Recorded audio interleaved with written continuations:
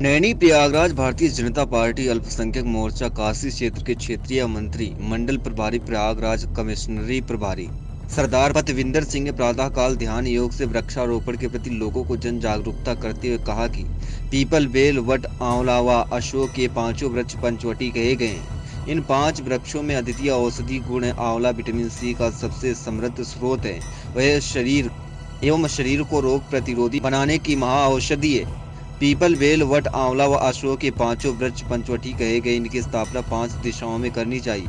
People पूर्व दिशा में, bell उत्तर दिशा में, वट पश्चिम दिशा में, आंवला दक्षिण दिशा अग्रणी कोण में, अशोक की तपस्या के लिए स्थापना करनी चाहिए। 5 वर्षों के पश्चात 4 हाथ की सुंदर वेदी की स्थापना बीच में करनी चाहिए। अनंत फलों को देने वाली वह तपस्या का फल देने प्रदान करने वाली है। सरदार पतविंदर सिंह ने आगे कहा कि पंचवटी का महत्व बहुत। पंचवटी के औषधीय महत्व इन 5 वृक्षों में अद्वितीय औषधि गुण है।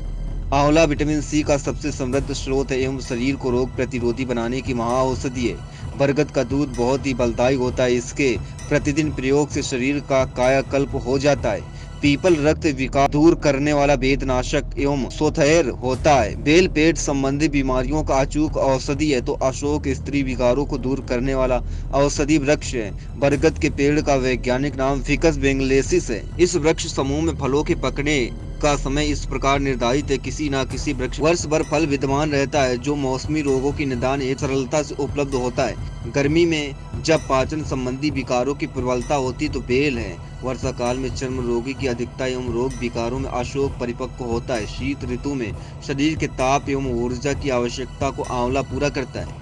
बरगद शीतल छाया प्रदान करने वाला एक विशाल वृक्ष है। गर्मी के दिनों में अपराह्न में जब सूर्य की प्रचंड किरणें असह्य गर्मी प्रदान करती हैं तो एवं तेज लू चलती है तो पंचवटी में पश्चिम की तरफ स्थित वट वृक्ष सघन छाया उत्पन्न कर पंचवटी को ठंडा करता है। पीपल प्रदूषण शोषण करने वाले एवं प्राण वायु उत्पन्न करने वाला सर्वोत्तम वृक्ष है। अशोक सदाबहार वृक्ष है। यह कभी फल रहित नहीं रहता है एवं सदैव छाया प्रदान करता है। बेल की पत्तियों, काष्ठ एवं फल में तेल ग्रंथियां होती है तो वातावरण को सुगंधित रखती हैं। पछुआ एवं पूर्वा दोनों की तेज हवाओं से वातावरण में धूल की मात्रा बढ़ती, जिसको पूर्व व पश्चिम में स्थित पीपल व बरगद के विशाल पेड़ अवशोषित कर वातावरण को शुद्ध रखते हैं। पंचवटी का धार्मिक महत्व।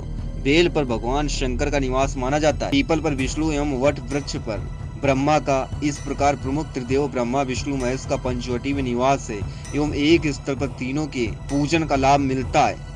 हम लोग खुद जिम्मेदार हैं क्योंकि हम लोगों ने ऐसी संरचना कर दी विकास के नाम पे, अपने डेवलपमेंट के नाम पे हमने सभी प्राकृतिक को धराशायी कर दिया। जब प्राकृतिक धराशायी हो गई तो मानव को तो धराशायी होना स्वाभाविक बात है।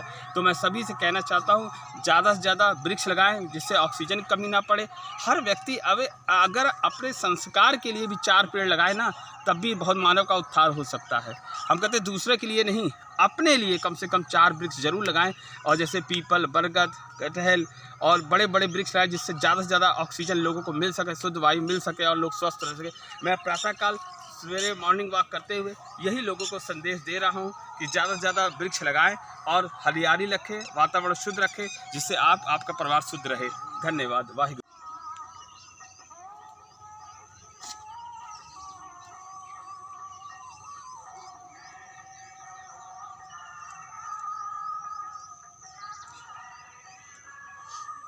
पैर छुए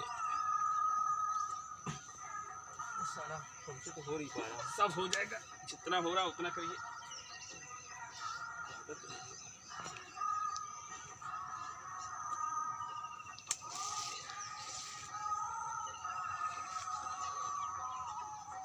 सही है, सही है। बिना झुक तो तब प्रॉफिट होगा।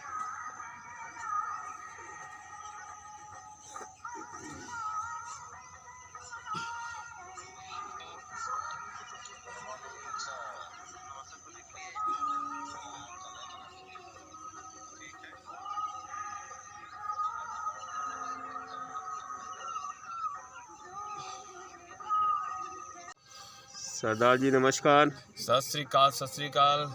सर जी आप रनिंग करते करते आप बैठ गए, हाफने लगे।